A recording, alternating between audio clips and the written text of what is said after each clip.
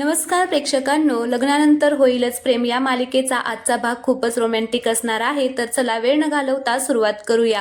नंदनीला आता तहान लागलेली असते म्हणून ती पाणी पिण्यासाठी किचनमध्ये आलेली असते. त्याचबरोबर जीवाला सुद्धा आता तहान लागते म्हणून तो सुद्धा पाणी पिण्यासाठी खाली किचनमध्ये येतो. तर आता दोघेही एकमेकांना बघतात. तर आता जीवा नंदनीला बघून म्हणत असतो की हिला सुद्धा आत्ताच तहान लागायची होती का, मला ज्यावेळेस लागली. तर नंदनी सुद्धा आता मनामध्ये जीवाला म्हणत असते की यांना आणि मला आता संगस्थान लागणार का. आता असं म्हणून जीवा आता फ्रीजमध्ये पाणी घेण्यासाठी जातो.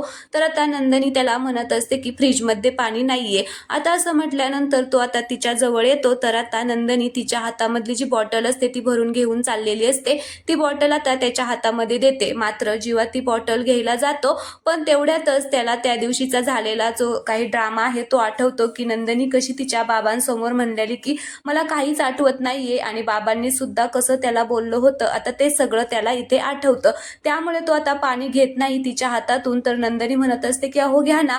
तर तो म्हणतो की नाही, मला आता तुझ्या हातून पाणी सुद्धा नकोय. असं म्हणून त्या मग मधलंच तो आता पाणी पितो आणि तिच्याकडे खूपच रागाने बघत असतो.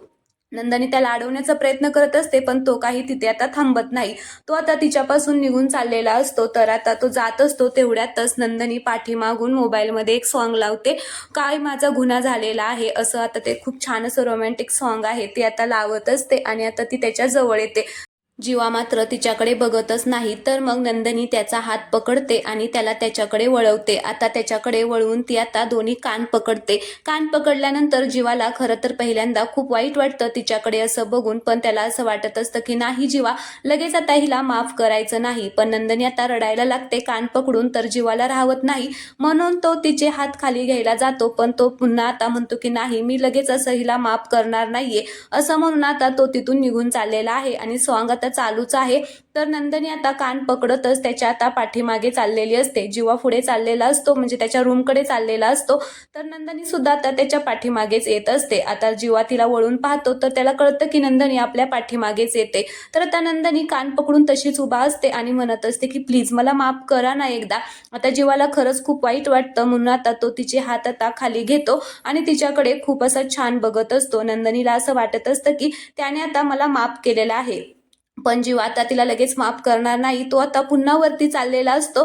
तर आता नंदनीची जी ओढणी असते ती त्याच्या घड्याळामध्ये अडकते. तर आता ती घड्याळामध्ये अडकल्यानंतर दोघेही एकमेकांकडे बघतात आणि त्यांना जुन्या आठवणी आठवतात. तर आता नंदनी म्हणत असते की प्लीज मला माफ करा ना.